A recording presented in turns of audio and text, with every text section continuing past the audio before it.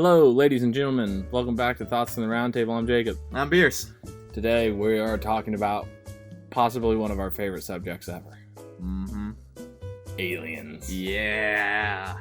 We just like them. It's cool to think about, and we thought, why not share it with the three people who watch? I think that would be a perfect people to share with, you know, our three boys. So without further ado, guys, please join us at the round table.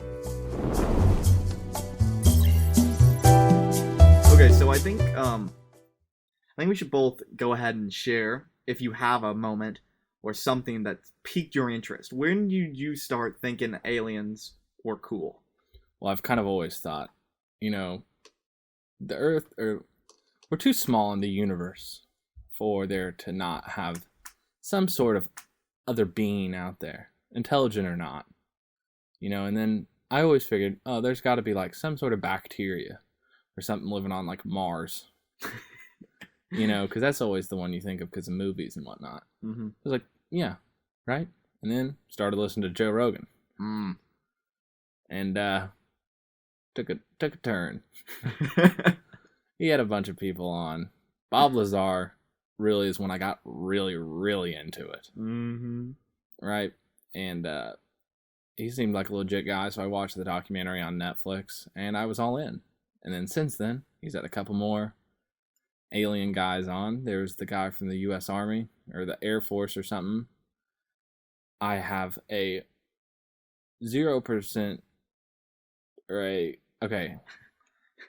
There's a 0% chance that he didn't see, or that he saw something, and it wasn't an alien.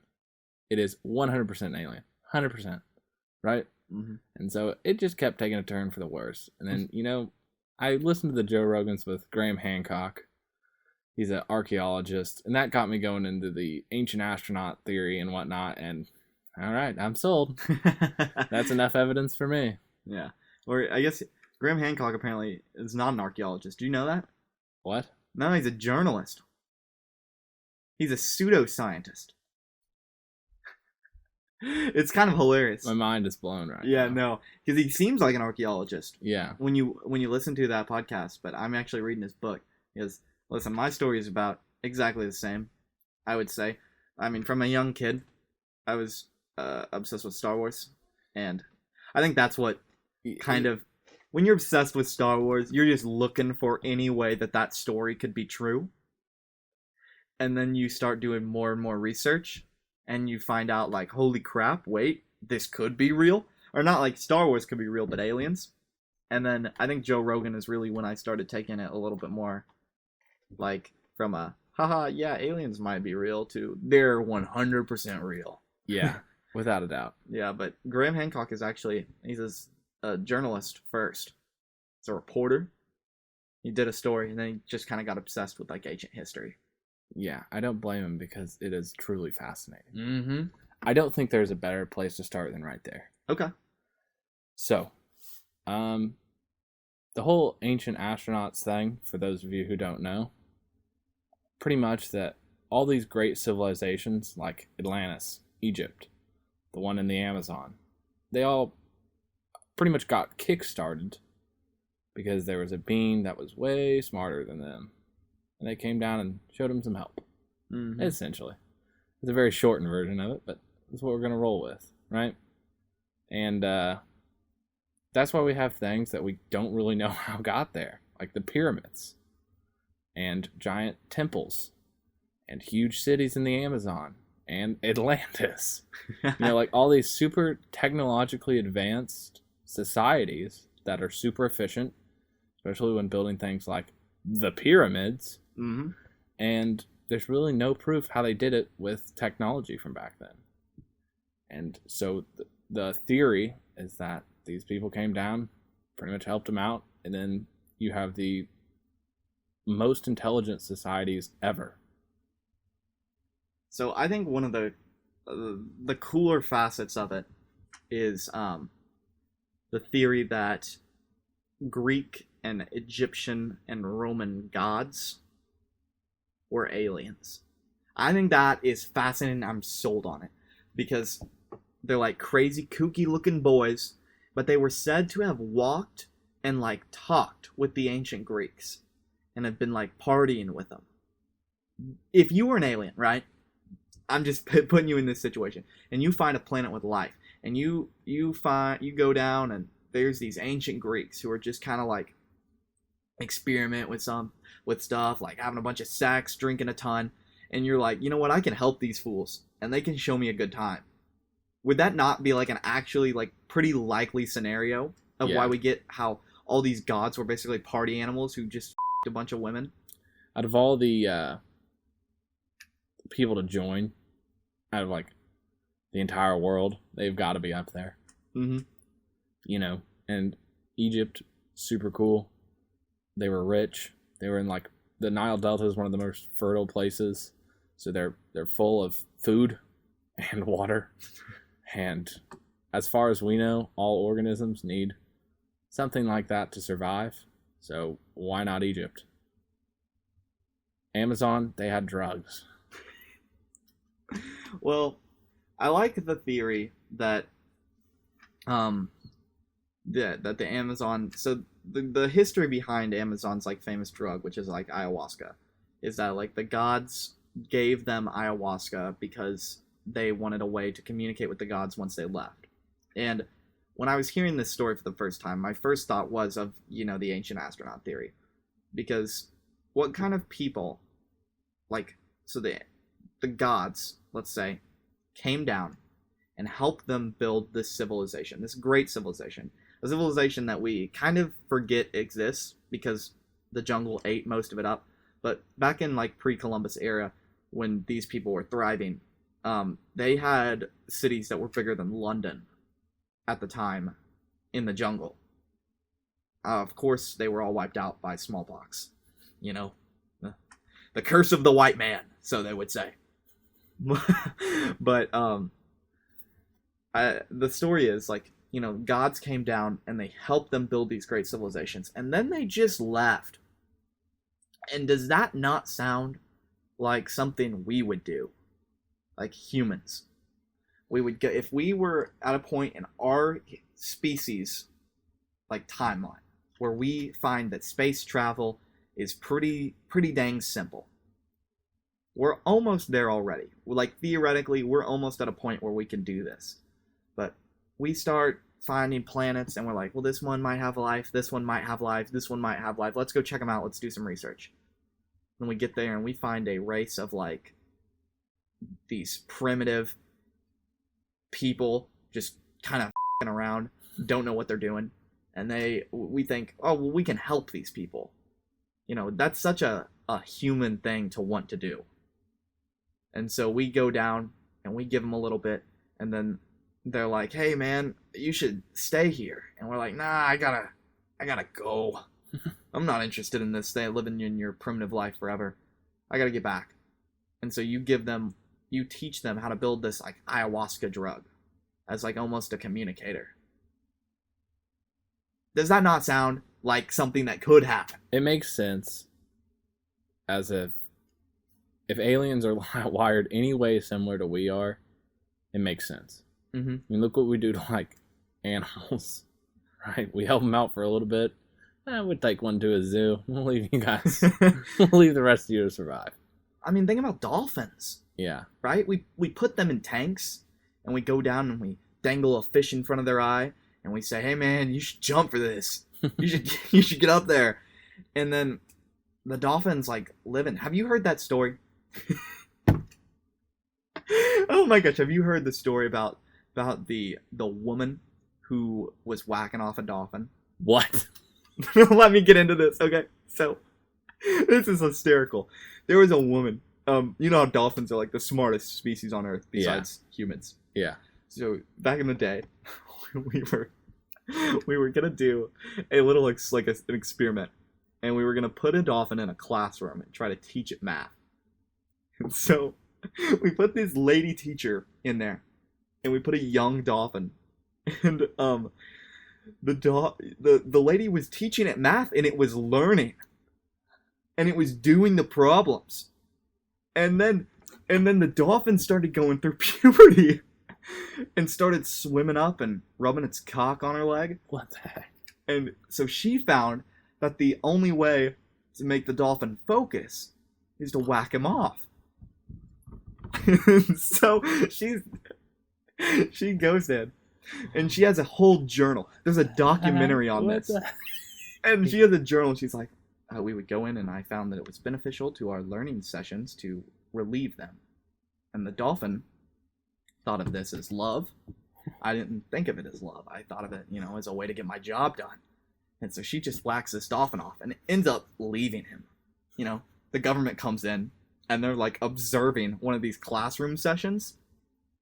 And just a bunch of guys in suits are watching her jack this dolphin off. And they're like, lady, no, this is wrong. And so they say, no more. And so she has to leave. And then the dolphin killed itself. Because it was so in love. What the heck? That is the most fascinating story in the world. Yeah, aliens would totally do that to us. Dude, that's what I'm saying. Is that not what it sounds like? These people come down, we get all attached to them, and we're like, oh, don't leave. Continue and jack us off. And the aliens are like, hey, listen, here's some drugs. This will give you kind of a feeling like you're talking to us, and we'll be back. And then just pass them. Is that not something they would do? It is absolutely something that they would do. That's my headcanon, at least. I'm a little in shock right now. You're going to have to give me a moment to recover. Have you really never heard about that? No. Oh my gosh. I don't think my life is any better because of it. This is like one of those memes where it's like, and this is why God's ashamed of his creation. Oh man. I want to I want to mention something in Egypt, the tomb, because this was one of the selling points for me. Just to take a real curve. Let's go back to aliens. There's a tomb in Egypt that is smooth. You might say, figures. They cared about their craftsmanship. Maybe they had a smooth tool. The tomb is so smooth that lasers can't replicate it. Modern day lasers, right?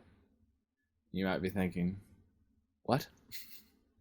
To that I would say, either they had higher technology than us, or another being did it.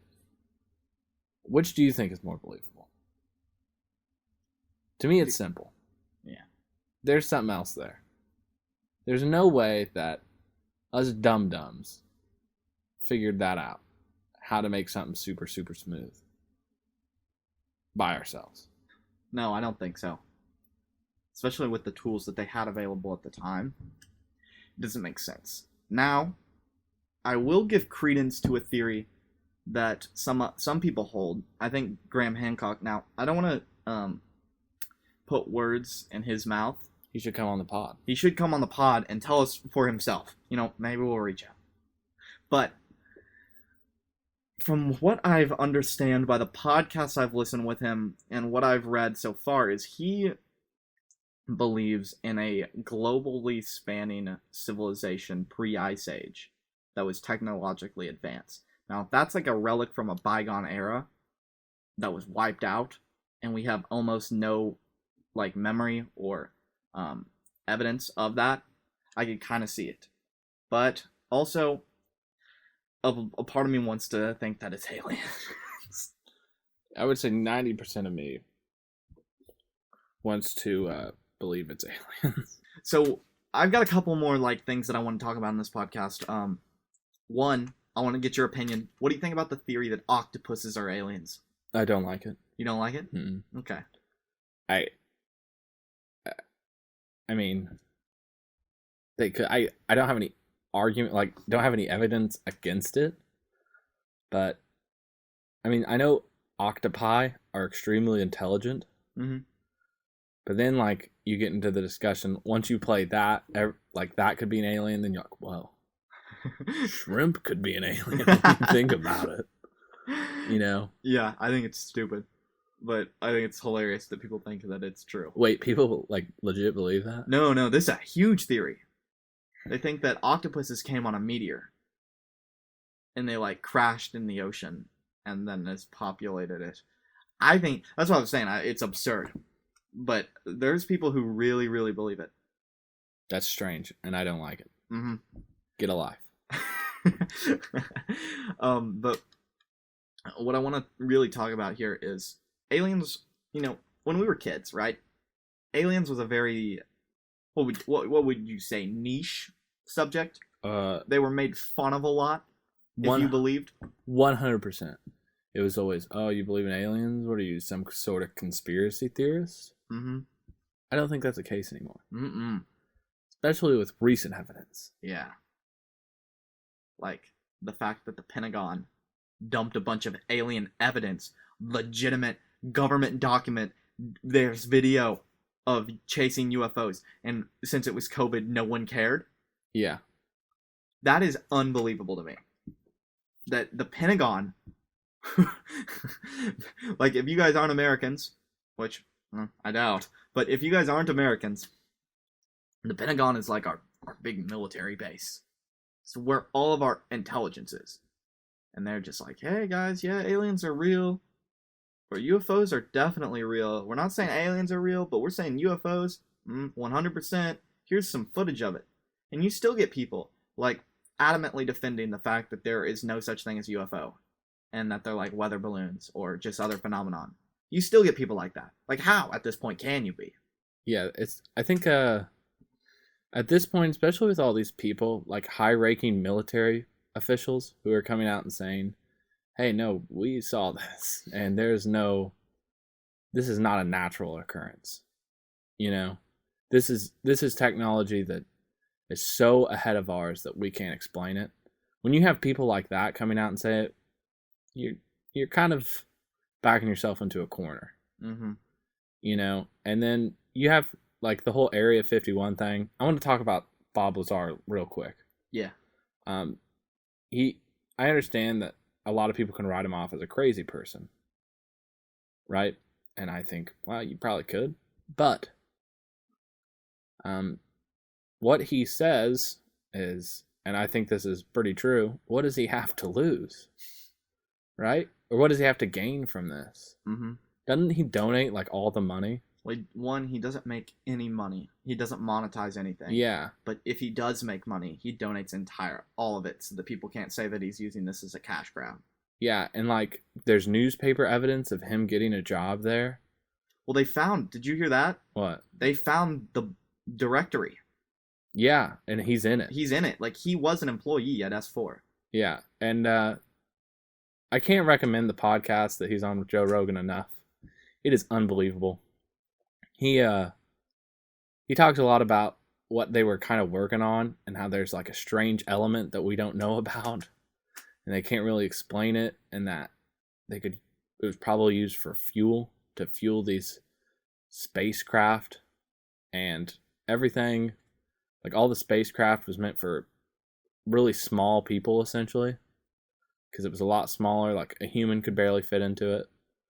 And yeah, I just want the government to release pictures of Area 51 because, goodness gracious, do I want to know what's in there. Yeah. What do you think about the theory that you mentioned little people? What do you think about the time travel theory of the UFOs are just like almost time machines, and it's humans in the future coming back, like far, far in the future, and that's what we end up evolving to, because, you know, as you know, we continuously see like we're shrinking and getting bigger heads, losing hair. Yeah, losing hair. People theorize that is what we're going to end up as, and that it's time travelers looking back at us. So I agree with one part of that, which is that's 100% what we're probably going to look like, right? Just the way that society is evolving, the way that we evolve as a species. You know, we were once hairy and monkey-like. Yeah. You know, just the way humans were, right? We had big, like, hard brains because we were working outside and we're probably getting killed a lot. Mm-hmm. Right? Now we don't really need that. We don't need as much muscle mass. We don't need as much body hair. We have clothes. You know, we've developed all these things, and society keeps developing, especially if we get into, you know, this is a whole nother topic, but if we figure out AI, how to make it work for us and not work for it, you know, I think that the need to really be a physical human kind of goes out the window, right? We can do everything from our homes. No real reason to go outside. We'll probably be all very pasty, have huge heads, and be really small. Physical, there really just won't be a need to be physically advanced. Mm-hmm. Mentally, it will be so much more important, right? And so, I think that's probably true. Do I think that it is time travelers? No. I'm all about aliens. Time travel is another thing. I would say that's probably impossible. But I could be proven wrong, you know? I don't think you will be. I don't think I will be either. Could they be a very humanoid species from another planet? Absolutely. That's what I kind of think. That's where they're exactly like us genetically, like pretty similar, but they're more advanced. That's what I kind of think, because, look, if you don't believe in aliens, there's a statistic out there you can look up. It's called we did this. I took a space class. We did this equation, and we found out. But it's basically the equation of how many civilizations are in our universe today, basing it off the fact of like how many planets are Earth-like and life as we know it. Now, that doesn't account for life not how we know it. This is life how we know it. And so there could be a whole lot more, but there can't be a whole lot less. And it's astonishing. And if a world is exactly like Earth, or pretty similar, then you're going to get a pretty similar looking wildlife, basically. Mm-hmm. You know what I mean? Mm-hmm. And so I think that it's very likely that in an advanced stage of like adaptation, or we're like adapting to our circumstances, and these people have been, you know, chilling a lot longer than we've been chilling, or have been going a lot faster, advancing a lot faster than we have, and they're looking like we will in the future, and they're coming back here and to check out our primitive looking ass. I think also, if you subscribe to the theory that like the Ice Age, you were this extremely high technologically advanced society, and then bad thing happened. Let's say some people found another planet, right? Like, they're so technologically advanced. Well, that is a stretch. Yeah, but like, you know what I'm yeah. saying? Mm-hmm. Like, I think that even is a more realistic theory than time travel. Oh, for sure. Way more than time travel. You know, is that there were another set of humans that didn't have to go through the same struggles that ours did. Mm-hmm. Now, I will say, this is what Graham Hancock says, and I know that's what he says, with this globally spanning civilization, that there were survivors from the cataclysm, and that they spread out and implanted the seeds of their culture into a bunch of other cultures around the world, which is why we get oddly similar things around the world, like how humans are obsessed with pyramids. We just always are. These cultures didn't intermix, but we thought, oh, pyramids, big triangles, we like those. Or like Stonehenge. We see examples of things like Stonehenge all over the world, but none of the people who made them interacted. So I do think if there was some globally spanning civilization pre-Ice Age, that there were survivors from a great cataclysm,